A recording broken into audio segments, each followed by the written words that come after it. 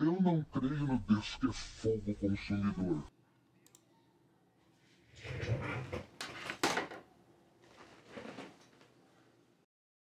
Hoje nós vamos ver mais uma fala polêmica, mais uma heresia, mais um falso evangelho sendo pregado e propagado por Ed René. Ele disse que não crê no Deus que manda pessoas para o inferno. Vamos ver o vídeo dele, vamos reagir e comentar em cima, e depois vamos entrar numa explicação teológica de por que Deus não é cruel em mandar pessoas para o inferno. Por que nós precisamos entender que Deus consegue e é ao mesmo tempo amor e ao mesmo tempo justiça. Bom, se você não me conhece, meu nome é Wesley Gobato, sou estudante de teologia e fiz esse canal para fazer aquilo que eu mais gosto, que é falar da palavra de Deus. Se você também gosta da palavra de Deus, se você também gosta de conteúdos teológicos, então você pode deixar aqui a sua inscrição, ativar o sininho para que você não perca mais nenhum vídeo aqui nesse canal. Você pode me ajudar também, eu estou apenas começando nesse mundo do YouTube, e se você curtir esse vídeo e deixar o seu comentário, o YouTube entende que o meu conteúdo é relevante e começa a recomendar para mais pessoas, e assim você ajuda o canal a crescer. Espero que eu possa contar com a tua ajuda. Então, sem demora, a gente vai ir reagindo ao vídeo do Ed René sobre essa parte, né, esse corte, onde ele vai falar sobre o Deus que ele não acredita. Então, bora lá. Eu não creio no Deus que é fogo consumidor. Deus que condena e que manda para o inferno e queima a gente no inferno. Bom, aqui já tem um problema, porque se ele não crê no Deus fogo consumidor, ele não crê naquilo que a Bíblia diz. Hebreus capítulo 2, versículo 29 vai dizer: pois o nosso Deus é fogo consumidor. Então a Bíblia está falando que Deus é fogo consumidor. Quando o Ed René diz que ele não acredita que Deus é fogo consumidor, ele não está acreditando naquilo que a Bíblia diz. Aí nós podemos questionar, será que ele não acredita na Bíblia toda como palavra de Deus, ou será que ele não acredita em algumas partes da Bíblia? Porque vamos lembrar que é o próprio Ed René que uma vez disse que a Bíblia deve sim ser atualizada. Depois ele tentou distorcer aquilo que ele falou, né? Tentou falar que as pessoas tiraram de contexto o que ele falou, mas isso demonstra que realmente isso está enraizado no seu coração. Porque se ele diz que ele não acredita que Deus é fogo consumidor, e ele tem consciência que sim, ele é um teólogo, então ele sabe que na própria Bíblia diz que Deus é fogo consumidor, ele está indo contra aquilo que a própria Bíblia está dizendo, e nós, né, sabemos que a Bíblia é a palavra de Deus. Churrasco humano eterno. Não creio nesse Deus. O que você pensaria de um pai, no dia dos pais, que pegasse o seu filho, colocasse num forno a lenha, uma criancinha, e diz para ela: você vai ficar aí para sempre, pecadora. Desobedeceu a mamãe, comeu Danone, que ela falou que não era para comer. Você imagina isso? Não, você não imagina, você acredita que Deus faz isso, só trocou o Danone pela maçã. Comeu a maçã, vai pro inferno. Aqui nós temos vários problemas. Primeiro que ele está fazendo uma comparação, como se comer um Danone, que o pai, a mãe não deixou, tivesse em pé de igualdade com a queda original. A gente sabe que desobediência, né, os pecados que nós cometemos, alguns deles, como por exemplo filhos, crianças não respeitarem os seus pais, é apenas a ponta do iceberg. Isso só pode acontecer por causa do pecado original, do primeiro pecado, que foi a queda no Jardim do Éden. Então o filho, ele consegue desobedecer o pai em comer um Danone que o pai não permitiu, porque o pecado entrou no mundo. E o pecado entrou no mundo exatamente por causa da queda. Então, é claro que um pai não vai castigar o seu filho colocando ele num forno para queimar porque ele comeu um Danone que o pai não deixou que ele comesse. Mas não é isso que Deus também faz. Primeiro que esse pai humano é pecador tanto quanto o seu filho. Então ele não tem moral nenhuma. Ele não tem necessidade nenhuma de dizer o castigo que o filho dele merece, né, no sentido de castigo eterno, né? Claro que os pais podem castigar os seus filhos no sentido de disciplina, ensinar, mas esse pai ele não tem um direito moral de dizer que o seu filho merece um castigo que leva à morte, porque ele desobedeceu uma ordem. É por isso que nós, seres humanos, não podemos, né, matar outras pessoas, porque nós não temos esse direito, porque nós somos pecadores tanto quanto os outros. Então, da mesma forma, quando o Ed René ele está fazendo essa comparação, ele está colocando Deus ao pé de igualdade de um pai humano, mas esse pai humano é pecador, e a diferença é que Deus não é pecador, Deus é santo. Então, se Deus, na sua justiça, ele vai castigar pessoas por não ter abandonado a maldade que há em seu coração, ele vai castigar essas pessoas porque exatamente ele é santo, nele não há pecado. E Deus, ele tem total moral para castigar alguém, mas nós não temos essa moral. O Ed René não tem nem a moral de dizer aquilo que Deus pode fazer ou aquilo que Deus tem que ser segundo a sua própria ótica, porque a nossa moralidade não se encaixa naquilo que Deus é. A moral de Deus é muito mais elevada que a nossa. A santidade de Deus é muito mais elevada que a nossa, porque por nós nem santidade temos. A santidade que nós podemos ter vem do próprio Deus. É estando na presença de Deus que nós nos tornamos santos. Então nem a santidade que é gerada em nós vem de nós, mas vem do próprio Deus. Então, um dos atributos de Deus, que é o atributo da santidade, Deus é amor, Deus é justiça, Deus é onipresente, onipotente, Deus é onisciente, Deus é santo. Mas de todos os atributos que a Bíblia descreve de Deus, quando ela vai descrever que Deus é santo, diferente de quando ela fala que Deus é amor, que Deus é bom, que Deus é justiça, quando a Bíblia vai descrever que Deus é santo, a Bíblia diz que Deus é santo, santo, santo, repetindo 3 vezes que Deus é santo, para mostrar o quão santo, o quão separado Deus é daquilo que nós conhecemos como santidade ou moralidade aqui nessa terra. Então o Ed René não tem moral nenhuma de dizer aquilo que Deus pode fazer, aquilo que Deus pode ser, sendo que nós não podemos encaixar Deus segundo a nossa ótica e visão de mundo. Porque quem está sendo cruel a fazer isso é nós, e não Deus. Porque Deus é justo. Ao mesmo tempo que ele é amor, ele também é justiça. E outro problema, né, aqui com o Ed René, é que um teólogo chamar o fruto proibido do Jardim do Éden como maçã. A gente já passou dessa fase. A gente sabe que o fruto proibido não é uma maçã. Em Gênesis capítulo 3, né, quando no versículo 6 diz: quando a mulher viu que a árvore parecia agradável ao paladar, era atraente aos olhos e além disso desejável para dela se obter discernimento, tomou do seu fruto, comeu e deu ao seu marido, que comeu também. Veja, tomou do fruto. Nós sabemos que esse fruto ele vai muito além do que um fruto que nós conhecemos, de um simples fruto, de uma simples maçã, de uma simples laranja.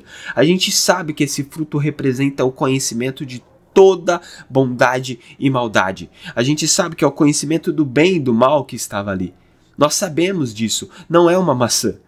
A Bíblia não fala que era um fruto específico. A Bíblia fala que era um fruto, mas não era uma maçã. Então, um teólogo, né, desse nível, como algumas pessoas dizem que o Ed René chamar o fruto proibido de maçã e com um certo tom de deboche. Dá para perceber o tom de deboche, ou seja, será que ele acredita realmente na queda que houve no Éden? Fica aí, né? Porque eu acho que ele nem na Bíblia acredita. Porque, segundo aquilo que ele fala, é isso que dá a entender. O pastor perguntou se você queria aceitar Jesus como Salvador. Não aceitou? Vou te colocar na fornalha, porque eu sou fogo consumidor. Não dá. Se você quiser continuar crendo nesse Deus, Deus te abençoe. Você vai encontrar versículos na Bíblia que vão falar desse Deus. Mas você vai encontrar versículos na Bíblia que vão falar o contrário. É o que nós estamos exatamente falando. Ou seja, ele pega a parte que ele concorda da Bíblia, e ele fala, vou concordar com isso. Mas a parte que ele discorda, ele vai, não, isso aqui não vale. Hebreus 12, 29 não vale, porque eu não acredito que Deus é fogo consumidor. Então aqui, esse versículo eu vou excluir. Esse versículo eu não vou acreditar. Veja o problema que é isso. E como que pessoas estão sendo enganadas por esses tipos de pastores, teólogos, pregadores que não pregam o evangelho. Que segundo o que Paulo vai falar em Gálatas 1, que se eu, Paulo, pregar um evangelho contrário ao evangelho de Cristo, ou outra pessoa, que essa pessoa seja considerada anátema, amaldiçoada. Quantas pessoas estão pregando o evangelho ao contrário daquele que é o evangelho de Cristo? E a gente vai chegar lá. Fique até o final do vídeo que eu vou te explicar o porquê Deus não é mau, o porquê Deus não é cruel, mesmo tendo um castigo, um castigo divino, mesmo que pessoas vão para o inferno. Mesmo assim, Deus não é cruel. Mas vamos continuar aqui.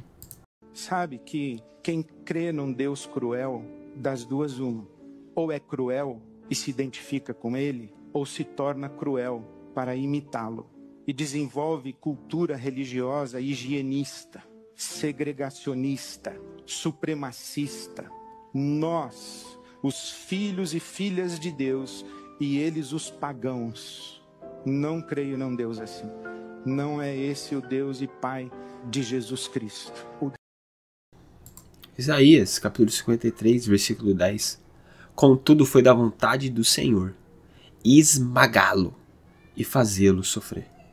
E embora o Senhor faça da vida dele uma oferta pela culpa, ele verá sua prole e prolongará seus dias, e a vontade do Senhor prosperará em sua mão. Isaías 53 está fazendo um apontamento para Cristo e dizendo que Deus Pai sentiu prazer em esmagar Jesus Cristo, Deus Filho, naquela cruz. Jesus naquela cruz vai dizer, Deus meu, por que me abandonaste? Porque naquele momento, quando Jesus estava levando sobre si todos os nossos pecados, o maior sofrimento de Jesus não era a cruz, não era o sofrimento físico e humano apenas. Sim, ele sofreu. Mas o maior sofrimento para Jesus é estar separado do Pai. Porque o nosso pecado fez separação entre Jesus. E todo o nosso pecado foi esmagado em Cristo. Porque a ira de Deus veio sobre os pecados de toda a humanidade e esmagou Cristo naquela cruz. E Deus, Pai, sentiu prazer em esmagar o seu filho, porque assim ele estava esmagando todo o pecado. Já ouviu aquela frase que Deus ama o pecador, mas odeia o pecado? Mesmo que em certos contextos essa frase é usada para ensinos errados, realmente, Deus ele ama nós que somos pecadores. Mas não se engane, ele odeia cada pecado que o ser humano possa cometer. E ele não odeia o assassino, ele não odeia o pecado de assassinato de uma forma diferente que ele odeia o pecado de mentir. Ele odeia o pecado. Deus odeia o pecado. E antes da gente explicar o porquê ele não é cruel, por castigar aqueles que não quiseram ter uma vida diferente do que uma vida de pecado, vamos terminar o vídeo. Deus e Pai de Jesus, ele se assenta à mesa dos pecadores. E se você usar máscaras com ele, você não vai se relacionar com ele, porque você não será você será a máscara. E Deus não se relaciona com máscaras, ele se relaciona com pessoas.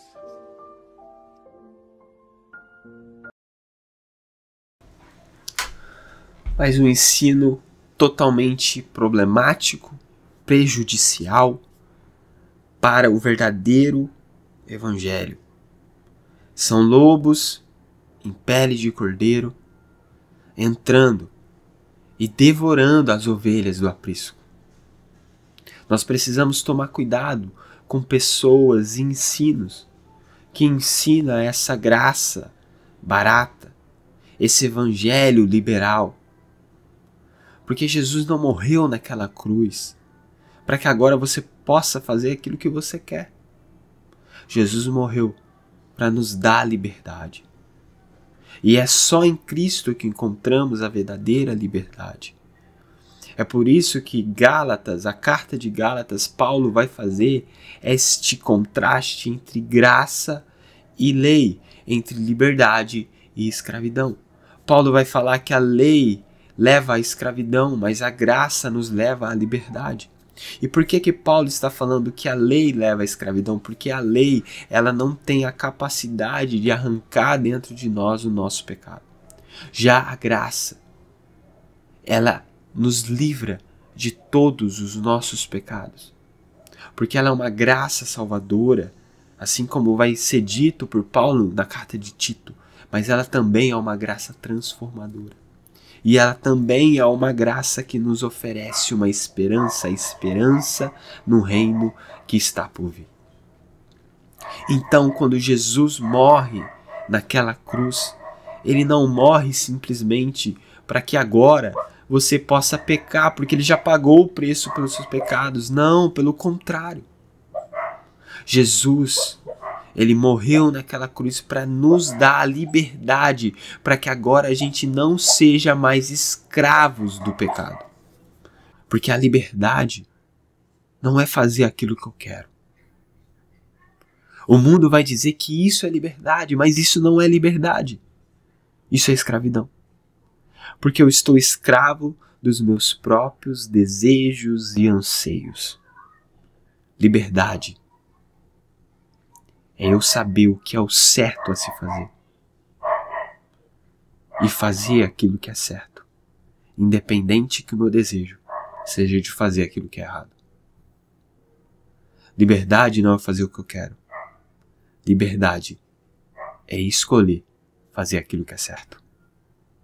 Adão e Eva desejou comer do fruto. Segundo o mundo, eles são livres por comer do fruto. Segundo o Evangelho, eles são livres por ter a oportunidade de escolher não comer o fruto. Porque não é o nosso desejo que dita aquilo que é liberdade ou não. É aquilo que é certo que nos oferece a liberdade. E Deus, ele não é cruel por mandar pessoas para o inferno. E Deus não está brincando de colocar pessoas no forninho e queimar elas. Não, pelo contrário. Deus oferece essa liberdade através do sacrifício de Jesus. Existe um grande argumento ateísta que é sobre o problema do mal. E eles vão dizer que Deus não é bom porque ele não acaba com o problema do mal. Ele não acaba com a maldade que há no mundo. Segundo o Ed René e pessoas com a visão do Ed René, Deus ele não pode ser bom por castigar pessoas que fazem maldade. Veja a contradição. O que nós, seres humanos, queremos de Deus? Um Deus que acaba com toda a maldade? Ou um Deus que deixa todo mundo livre para fazer o que quer sem sofrer consequências? Porque o Ed René pensa que Deus precisa deixar todos fazerem o que quer, sem sofrer nenhuma consequência. Já um grande grupo ateísta acredita que Deus precisa colocar a mão naqueles que fazem maldade e acabar com todo o mal do mundo. Mas como que Deus acaba com todo o mal do mundo? não acabando com o ser humano? Ou será que nós não entendemos ainda que todo o motivador do mal que há no mundo é causado pelo próprio ser humano? Ah, mas e o inimigo? Fomos nós que demos liberdade para o inimigo tocar em nossa vida. Fomos nós que demos liberdade para o inimigo tocar nessa terra. No sentido de que o nosso pecado deu essa liberdade. A nossa escolha, que foi dada por Deus, porque Ele é bom e Ele não criou marionetes, mas Ele criou pessoas que pudessem ser livres e escolher Ele ou a maldade. Nós escolhemos a maldade. Deus, Ele podia ter deixado a gente morrer com a nossa maldade, mas Ele escolheu nos salvar. E agora Ele escolheu nos salvar, mas Ele precisa ainda colocar um fim em toda a maldade. Mas nós, agora, dizemos aquilo que Deus tem que fazer. Que Deus não pode acabar com toda a maldade, castigando aqueles que escolheram o caminho da maldade. Não. Se Deus é bom de verdade, Ele precisa fazer isso. Ou você acha que Adão e Eva foi expulso daquele jardim para não ter mais acesso à árvore da vida por qual motivo? Imagina o ser humano comendo o fruto da árvore da vida, tendo vida eterna, num estado de pecado. É por isso que até o ato de expulsar a humanidade do Jardim do Éden foi um ato de amor. Porque até no ato de justiça de Deus é um ato de amor ao ser humano.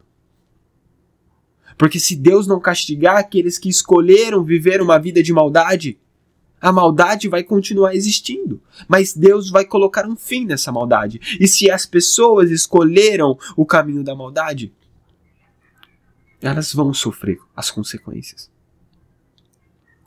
Porque o Evangelho não é sobre Deus pagou o preço dos meus pecados para que eu faça o que eu quero. Não, o Evangelho é Deus pagou os preços do meu pecado para me dar uma nova vida. Para que eu rejeite a vida de pecado e viva agora uma nova criatura em Cristo Jesus. Porque o Evangelho e o cristianismo não é sobre ser uma pessoa melhor. Não, porque eu ser uma pessoa melhor quer dizer que eu vou ser um pecador melhor daquilo que eu sou. Não, o cristianismo e o evangelho é sobre nós morrer para quem nós somos agora, pecadores, e nascer de novo em Cristo Jesus. O evangelho é sobre nascimento novo, é sobre nascer de novo em Cristo Jesus, é sobre ter uma vida nova em Cristo Jesus. Este é o evangelho. E em Gálatas 5, Paulo vai falar que vamos estar em luta, constância entre essa natureza antiga e essa nova natureza em Cristo. Mas se a gente viver, escolher viver pelo Espírito, cada vez mais a vida que é a vida da natureza pecaminosa, a vida na carne, vai ser esmagada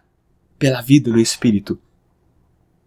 E enquanto nós vivemos, vamos estar nessa luta constante. Mas se nós escolhemos viver pelo Espírito, mortificar nossa carne, pecar, mas se arrepender dos nossos pecados, nós seremos justificados pelo sangue de Cristo.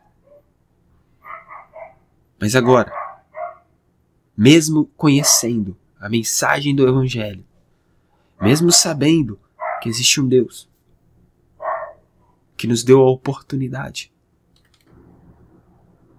de viver uma vida nova, e nós escolhemos viver uma vida antiga, cheio de injustiça e maldade, com o coração corrompido, cheio de trevas, a gente vai dizer que Deus é cruel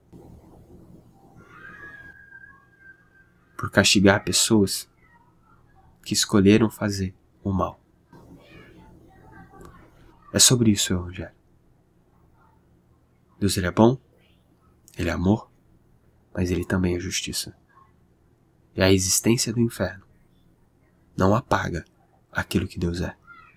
E a nossa moralidade não pode ditar aquilo que Deus é. Mas é a moralidade de Deus que precisa ditar aquilo que nós somos. Esse é o vídeo de hoje. E até a próxima.